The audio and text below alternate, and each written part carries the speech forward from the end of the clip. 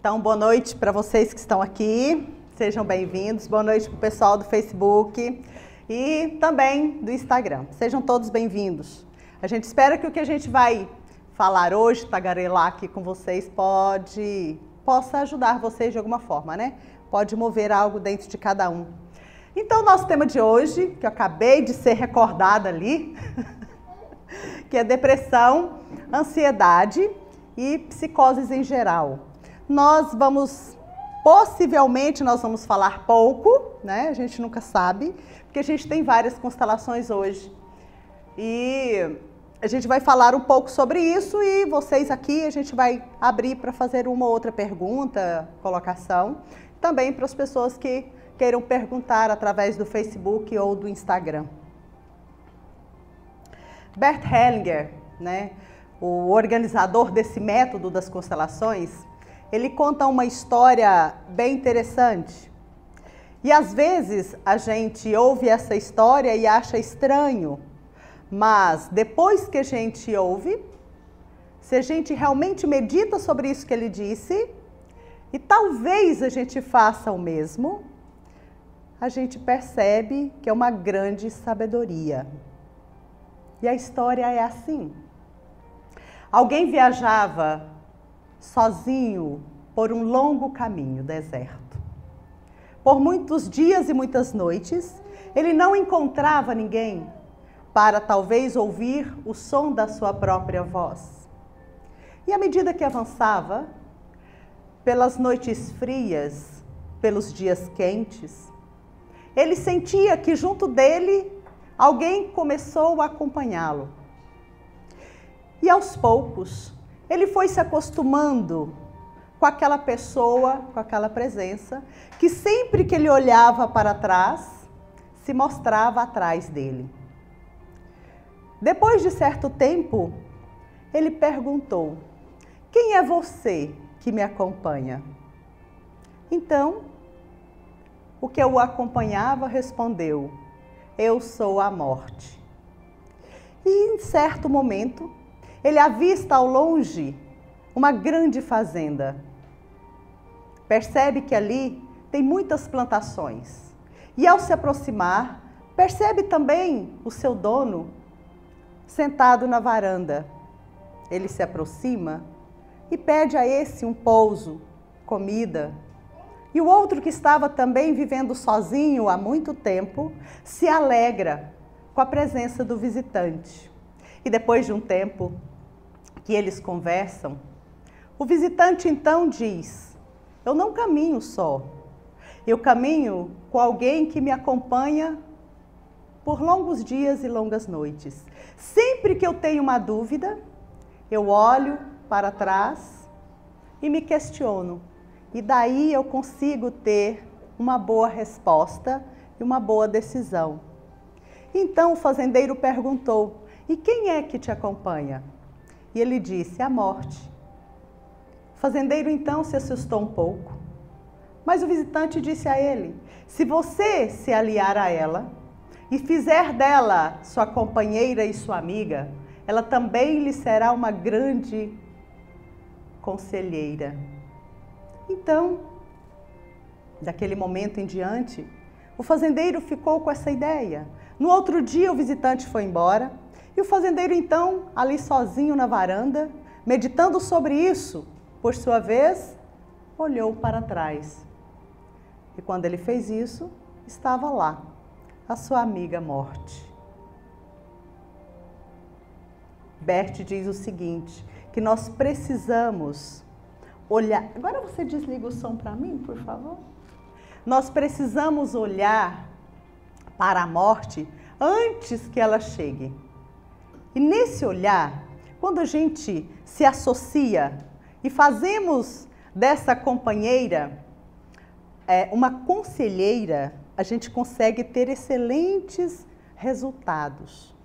E quando nós, então, sejam bem-vindos, quem chegou agora, olá, a gente pede para desligar os celulares, né? Quem chegou agora por último, por favor. Então, quando a gente observa, a gente muitas vezes pensa que o contrário da vida é a morte. Mas não é assim. A morte faz parte da vida. É um elemento que compõe todo o percurso da nossa vida. Então, dentro dessa perspectiva, se a gente pensar hoje, se eu fosse morrer amanhã, o que eu faria? O que eu ainda não fiz? Então, talvez a gente consiga descobrir dentro de nós um propósito, uma missão, um objetivo. E todas as pessoas que caminham no percurso da depressão estão conectados com a morte. E só conseguem avançar quando tomam uma decisão, quando realmente decidem pela vida. E para isso nós precisamos ter um objetivo. Às vezes até o objetivo de sair daquele buraco que a gente se encontra. Eu sempre falo, né? Quase tudo que eu atendo, eu já passei, né? Então eu nunca, durante o período da infância, talvez adolescência, início da fase adulta, depois de muitos anos eu descobri que eu tive depressão nesse período. Então naquela época, não tem tanto tempo assim, né? Deve ter uns 3 ou 4 anos. Então, naquela época, não era tão comum a gente ir ao médico para ver isso. A gente nem falava para os pais. Se perguntar, meu pai, ele não sabe que eu tive depressão. Eu sei porque depois, com as características e os sintomas, né? Com as características e os sintomas dos outros, eu descobri que eu tive depressão. Depois, gente, deve ter uns 5, 6 anos atrás, que eu tomei consciência que eu tive pânico também. Nessa época, minhas crianças eram pré-adolescentes. Então, foi um período até longo, né? Longo, foi mais de ano com aquilo. E a gente não sabe o que está acontecendo. Então, hoje em dia, a gente sente um distúrbio, um desconforto. Nós estamos aí com muitos médicos muito bons, que tem um olhar para isso, mas naquele período não tinha. Então, quando a gente olha para uma pessoa depressiva, por mais que ela esteja muito ruim, a gente sabe que ela pode vencer. A gente sabe que ela tem condições de sair daquilo, porque nós saímos. Então, se eu consigo, todos podem conseguir. E dentro desse movimento de sair, né, do movimento da morte, porque a depressão, esse nome depressão, é um diagnóstico médico. Dentro do movimento, do método das constelações, a gente não trabalha, né, com diagnóstico. A gente trabalha com fatos. O que acontece com a pessoa? Ela quer morrer. Então, nunca olhei para uma constelação de ninguém que tivesse com depressão, que não mostrasse ali, né, uma pessoa excluída. Às vezes excluída do coração da própria pessoa que está com depressão. Na maioria das vezes, as pessoas que trazem processos depressivos têm dificuldade com a mãe, têm dificuldade de concordar com a mãe, têm dificuldade de concordar com sua infância, com seu destino, como ele foi. E isso gera um afastamento da pessoa da sua mãe. E depois, muitas vezes, do seu pai. Porque se a gente vai até o pai através da mãe, se eu tenho problema, não concordo com a minha mãe, eu também não tomo o meu pai, porque eu não permito que a minha mãe me apresente o meu pai. Então, esse movimento de morte, esse impulso de morte, nós podemos olhar e perguntar para a gente, né? O que acontece realmente comigo? O que essa enfermidade quer me dizer? Como está a minha relação com minha mãe? Eu concordo com meu pai? Eu concordo com o relacionamento dos meus pais? Porque se eu não concordar com aqueles que me deram a vida, de onde a vida veio para mim, é lógico que eu vou ter impulso de morte. É lógico que eu vou querer morrer. E alguns têm problemas assim com os pais e não desenvolveram uma depressão grave. Mas vão desenvolver muitas vezes dificuldades profissionais, dificuldades nos relacionamentos e muitas vezes depressão também. Então, depois que eu já conhecia essa abordagem, eu me perguntava, gente, mas por que eu tive depressão? Se eu tenho pais maravilhosos, olhando assim, né, não tinha nada que justificasse isso, né? Meus pais estavam ali presentes sempre. E então, há poucos anos, 3 anos e pouco, eu descobri que eu não era a terceira filha dos meus pais, né? O papai até hoje, acho que ele ainda não assentou muito nele, não. Mas ele permitiu que eu desse nome a esses meninos, né? Que a mamãe perdeu sem perceber. Depois eu percebi que minha segunda gestação também foi de gêmeos. E isso gerou depressão na minha terceira filha. E eu só descobri isso tem menos de 2 anos. Então, as gestações gemelares, um bebezinho morre. E o que sobrevive não tem como a mamãe saber que ali tinha mais uma criança. Porque o corpo da gente absorve, né? É microscópico o bebê. Ou, às vezes, até um pouquinho maior. Então, esse processo eu descobri, então, por a causa da depressão que eu tinha. Então, muitas coisas a gente consegue saber. A gente pode mudar a nossa postura em relação aos nossos pais.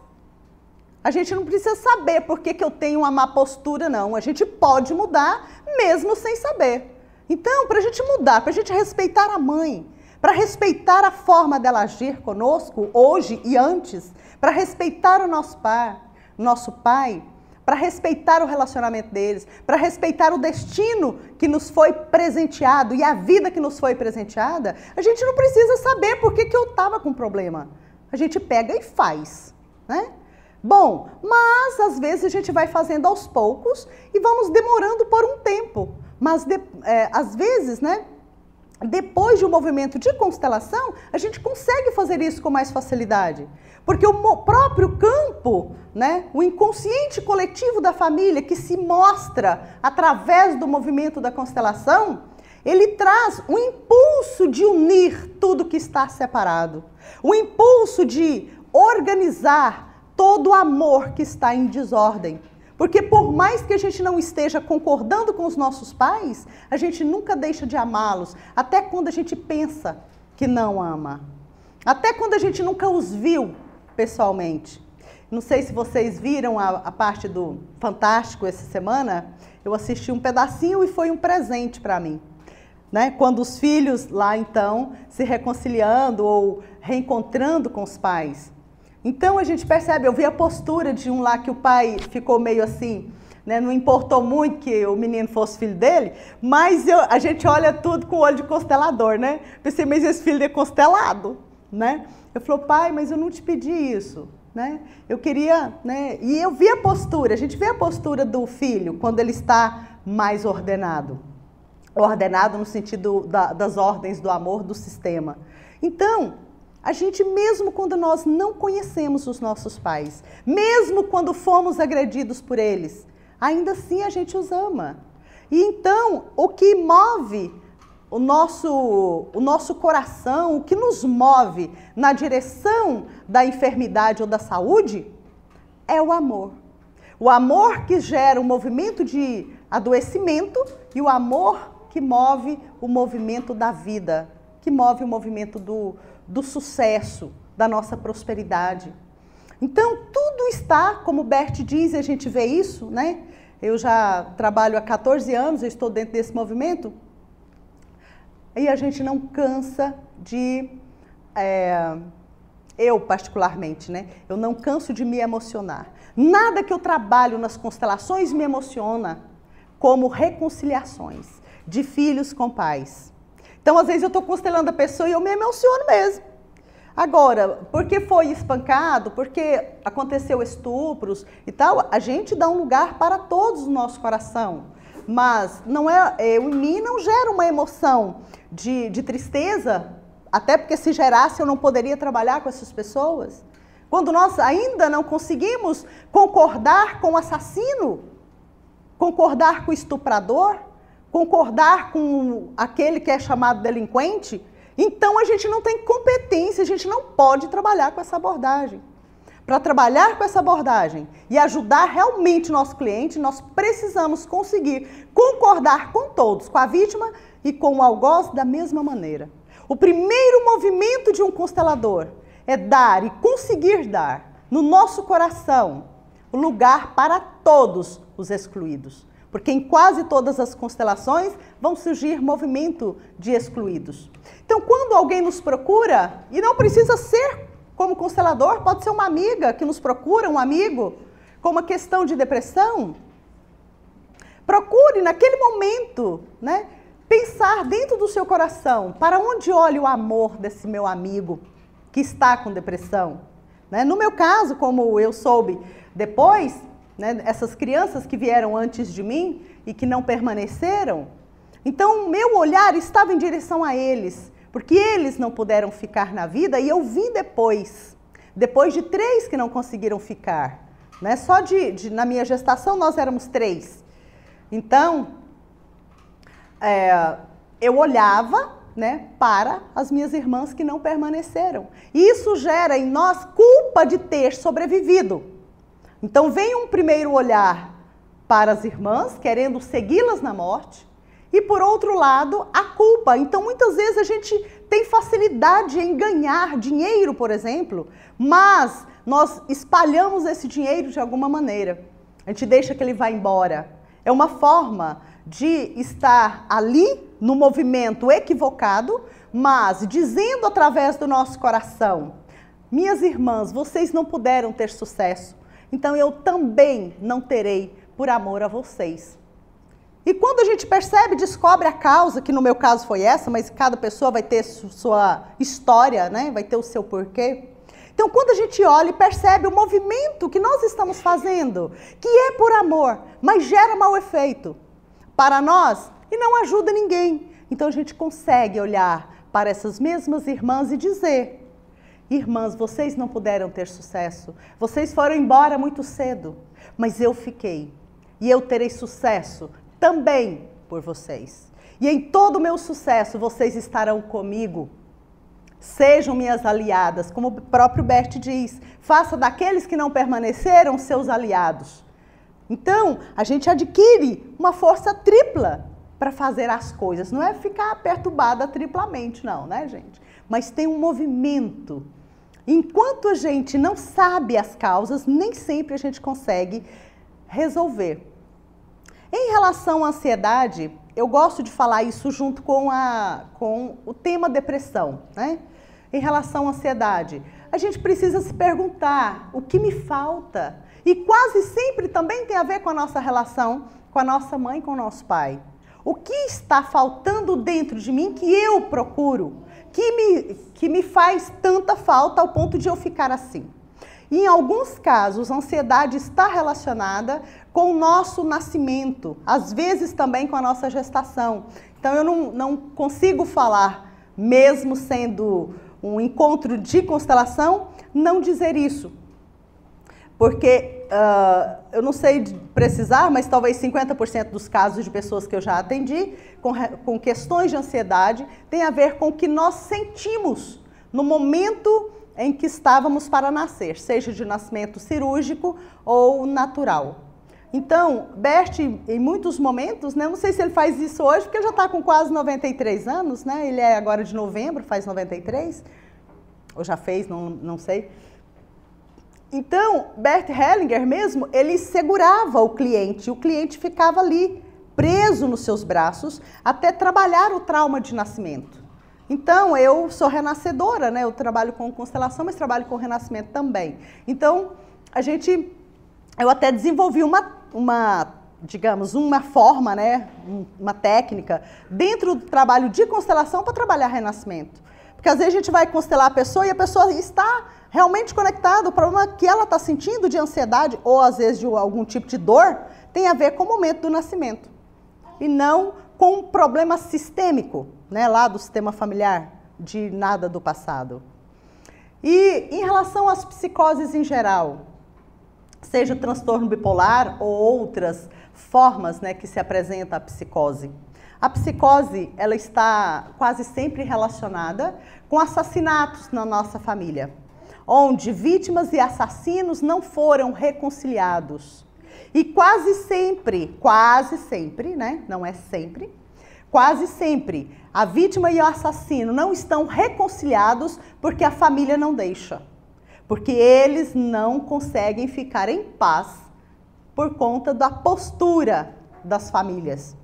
Então, um descendente, geralmente um neto ou um bisneto, nasce e desenvolve um processo psicótico.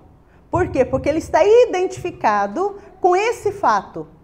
ele está em si mesmo ligado e trazendo para o sistema familiar essa conexão da vítima e o assassino ao mesmo tempo, em uma só pessoa.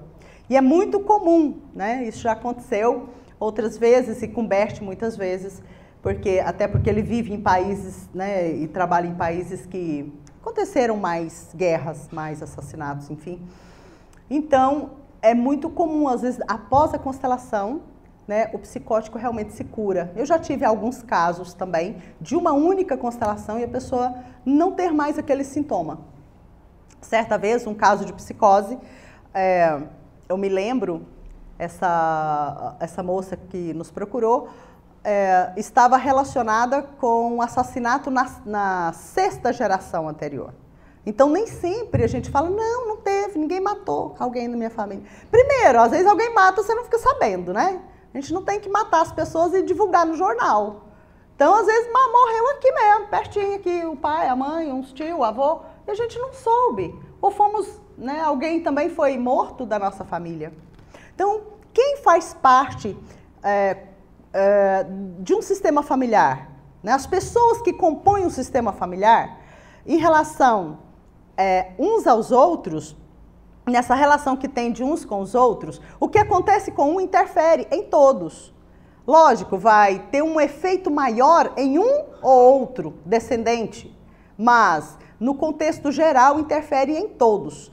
E a gente percebe que quando alguém da minha família tira a vida da pessoa de outra família, então nós, como assassinos, vamos fazer parte do sistema familiar da outra pessoa. E a outra pessoa lá que morreu também vai fazer parte do nosso sistema familiar. Porque dentro desse movimento, Hellinger percebeu que quem faz parte de um sistema são as pessoas que geraram vida ou morte dentro daquele sistema.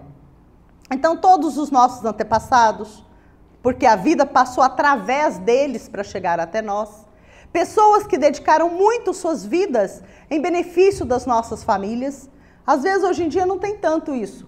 Mas, na geração, por exemplo, da minha avó, eu lembro que tinha aquelas pessoas que viviam ali. Às vezes, elas nunca nem se casavam, elas ficavam ali, né, cuidando dos filhos daquela pessoa e, enfim, ficava. Então, ela dedicou a vida lá, ela não é de sangue, mas a dedicação dela gerou vida naquela família. As amas de leite, por exemplo, e pessoas que tiraram a vida. Então, quando a gente percebe esses casos de psicose, por exemplo, como transtorno bipolar, quando a pessoa está, né, na euforia, ele está conectado com o assassino. E quando ele está na depressão, ele está conectado com a vítima. Então, cada sintoma, seja ele emocional, seja ele físico, ele pode ter uma questão sistêmica. E quando são coisas profundas assim, realmente tem. Às vezes são coisas que aconteceram na nossa infância, que é algo pessoal mesmo, mas muitas coisas a gente precisa olhar onde isso começou. Alguma pergunta? Final de semana. Ah, você vai estar conosco? Coisa boa. E falando em final de semana, né? Deixa eu aproveitar, porque eu esqueço de falar. Gente, então, nesse final de semana agora, dia 9, 10 e 11, nós estaremos com nossa 8ª turma, né, do curso de constelação familiar e organizacional, né, dessa formação, desse treinamento. E nosso curso é composto de 4 módulos presenciais de 27 horas, eu creio, cada um, e mais 30 horas, ou um pouco mais de 30 horas, de aulas gravadas. Então, o curso se compõe de 146 horas e também faz parte do curso um bônus, né? Eu montei um curso que se chama Prosperidade e eu gosto muito daquele formato, são 18 passos para se conquistar o que a gente quer. Então, esse curso foi uma das vezes que eu trabalhei esse curso, ele foi gravado. Então, ele vai ser editado e vai ser como um bônus para todos. E também um curso de respiração, porque é algo que a gente pode aprender, ensinar e ajudar outras pessoas através disso também. Então, esse é um convite também para quem queira fazer esse percurso, caminhar com a gente. O primeiro módulo é agora, o próximo é em janeiro, o outro em março e o outro em maio. Então, estamos aí, estamos já com uma turminha boa, mas sempre cabe mais um no coração das pessoas, né? Não sou das mães, porque eu respeito a mãe de vocês. Então, tem alguma pergunta daí? Não? Sim? Deixa eu levar, porque aí sai a voz. Pergunta do Belmiro. Mesmo quando for em legítima defesa, conheço alguém que ao ser assaltado matou o bandido. Quais seriam as consequências disso? Da mesma maneira. Então não importa o motivo pelo qual a pessoa matou, né? A questão é, não significa que todas as famílias, né, onde aconteceram assassinatos, vão ter pessoas psicóticas. Porque a psicose fala da vítima e o assassino não ficarem reconciliados, né? Então, às vezes, as pessoas deixam os mortos e quem matou em paz, sem julgamento e exclusão, então não precisa acontecer a psicose.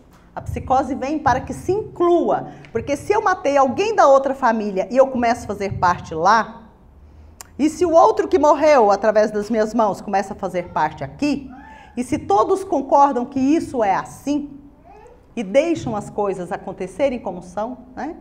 Aí sim, não precisa acontecer a psicose para que sejam incluídos, né? O que a gente consegue perceber às vezes é que muitas vezes nos casos de psicose são assassinatos que muitas vezes as pessoas nem souberam também claramente como aconteceram as coisas. Como seria essa forma de inclusão? Concordar com o destino da vítima e do assassino tal como é. Eu vou contar um caso para vocês. Certa vez eu estava fora do Brasil fazendo um trabalho e no encontro tinha uma moça. Tinha 9 anos que isso aí serve para a gente compreender isso, né? Tinha 9 anos que a irmã dela tinha sido assassinada pelo marido. E era um casal que vivia normalmente bem, ela me disse, né? Que não tinham muitos conflitos. E ela disse para mim, depois de 9 anos é a primeira vez que eu falo sobre isso após o sepultamento da minha irmã. Então, uma pessoa muito fechada. E ela estava com uma fúria muito grande ainda, ela guardava essa fúria do cunhado, né? Então, agora nesse momento eu não me lembro, eu sei que ela disse para mim que ela não sabia cadê o cunhado, eu não sei se tinha sido morto ou sumiu, não me lembro. Então ela falou, eu nunca mais, sepultamos a minha irmã e nunca mais eu falei sobre esse assunto. E comigo ela conseguiu então falar. E aí então nós trabalhamos o movimento de constelação nesse sentido. E o que se mostrou lá? Tinha acontecido um assassinato na família dela. Na geração dos avós. Então, ou seja, na família da moça que morreu. E o cunhado, no caso o cunhado dela, o esposo, ele foi tomado a serviço desse sistema, ele foi tomado e ele teve um impulso de matar, conectado com o assassino da família dela. Então ela chorou muito e ela me disse, diante daquilo ali, ela me disse que sabia do caso do assassinato lá do avô.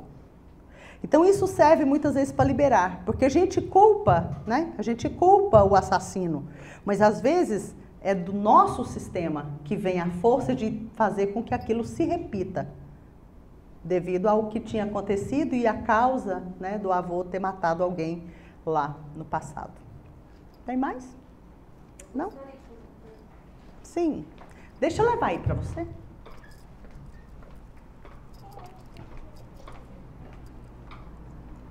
Envolve a minha vida pessoal. Você comentou o fato da gente, às vezes, se isolar mentalmente, de querer esquecer algo do passado. Eu cometi um assassinato. Sendo mãe, separada do primeiro casamento, 2 filhos pequenos para criar, o primeiro relacionamento que eu tive fora, depois da separação, Eu engravidei de uma pessoa que não era digna da gente ter como companheiro. Uhum. Eu errei muito e eu cometi o aborto. Você falando da morte, do assassinato, eu lembrei que eu fiz isso. E mexeu com todas as dores que eu tenho, chamada dor crônica, que dizem que não tem cura. Ora, não tem. Toda doença tem cura. Apesar de que nem todo mundo se cura. Mas a gente pode fazer o que gera um bom efeito, que é fazer algo bom com aquilo que a gente fez. A única pessoa que teve conhecimento na minha família, a minha geração toda, já até faleceu, foi minha mãe. E hoje você está expondo isso para nós? Estou. Que Nem bom. meu esposo, que hoje é um ótimo marido, criou meus 2 filhos com bebê. Aliás, 2 não, foi 3. Porque depois ainda caí na tentação de ter mais um. Coisa boa. Que é uma bênção, tem transtorno bipolar. A hora que você inclui o outro, talvez ele fique livre. Relacionamento, eu já tive antes do casamento. Ele é mais novo que eu, mas é um excelente pai. Tem uma filha com 23 anos que está precisando muito vir para cá também. Mas nem ele sabe. Ele soube de outro problema que eu tive para levar a gestação desse filho que eu concebi, que foi praticamente um relacionamento forçado também, que não era uma coisa que eu queria que acontecesse. E eu fui forçada na relação. Eu me desabafei com ele tem uns 20 dias, depois de 30 anos de casado. Parabéns, né? É muito difícil carregar um segredo. Muito. Eu sabe? senti muita dor. Carregar segredo pesa muito. A gente não precisa contar tudo da nossa vida. Você tem que carregar um segredo quando você tem um projeto.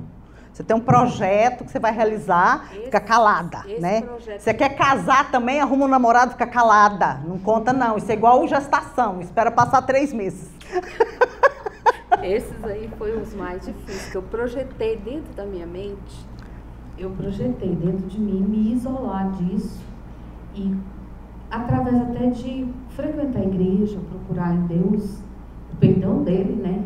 Eu sei que ele pode me perdoar, mas ali eu buscava algo para me aliviar, mas o dia que eu confessei para o meu esposo, dentro do carro, chorando, com lágrimas, que o que tinha acontecido no meu passado, há 30 anos atrás, que ele não tinha conhecimento, menos o aborto. Esse eu ainda não tive coragem. Posso te sugerir uma coisa? Pode ser ir falando aí mesmo no telefone. Eu não tive coragem. Diga assim, eu não disse a ele que eu tive uma criança que não nasceu com vida. Eu não disse a ele que eu não tive uma que eu criança, tive uma criança que eu tive uma criança que não nasceu com que vida. não nasceu com vida. Que eu chamava de aborto até agora. Eu chamava ele de aborto, ela de aborto até agora. Tá? E a partir de agora, ela é minha filha. A partir de agora, ela é minha filha. Minha criança. Minha criança. Era pra estar aí uma linda mulher. E diga, eu darei um nome a ela. Isabelle. Eu darei um nome a ela. Vem cá. Ela era linda e eu matei. Ela parecia essa moça, não parecia? Parecia. Então eu olhe. Matei, Isabelle. Então olhe para ela e diga, eu sinto... Eu tive coragem de sentir o feto cair na minha mão, quando ela vasilha de margarina para levar para o hospital. Isso, mas... Eu tomei tal de buchinha, aqueles venenos. Sim, mas isso você já fez. Agora, o que você vai fazer com o que você já fez é que é importante. Agora você fica se chibateando, te batendo. Vamos fazer o que dá efeito? Porque senão você vai continuar com depressão e seu filho que veio depois não cura da bipolaridade. Olhe para ela. A gente tem que reconhecer e tomar uma nova postura. O que você acha que a sua filha sentiria se ela te visse chorando? Ela ia achar bom? Não. Não. O que você precisa fazer para que a morte dela tenha valido a pena? Amar. Isso você já faz, é uma outra coisa. Me perdoa, filha. Também não funciona. Ela não está com problema? Posso sugerir para você?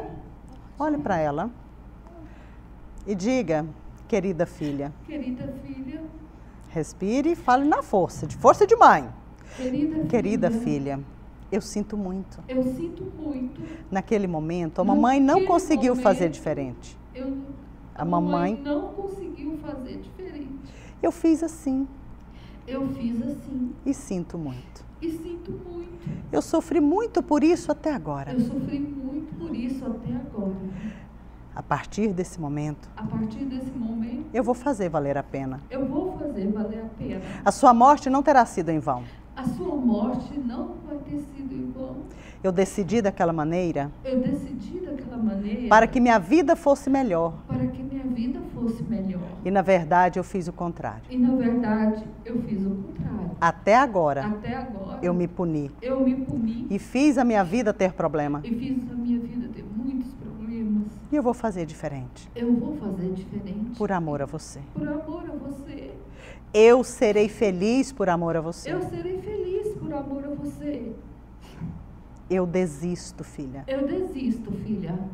De me agredir. De me agredir. Pelo que eu fiz. Pelo que eu fiz. Quando eu olho para você. Quando eu olho para você. Eu vejo o seu amor por mim. Eu vejo o seu amor por mim. E eu estava vendo só o meu amor por você. E eu estava vendo só o meu amor por você. Agora eu vejo o seu amor por mim. Agora eu vejo o seu amor por mim. E eu vou cuidar bem da sua mãe. Eu vou cuidar bem da sua mãe. Vai mesmo? Sim. Vai? Vai. Fala, eu vou cuidar bem da sua mãe. Eu vou cuidar bem da sua mãe. Veja como ela se alegra. Tem algo mais que você quer falar para ela? Eu te amo.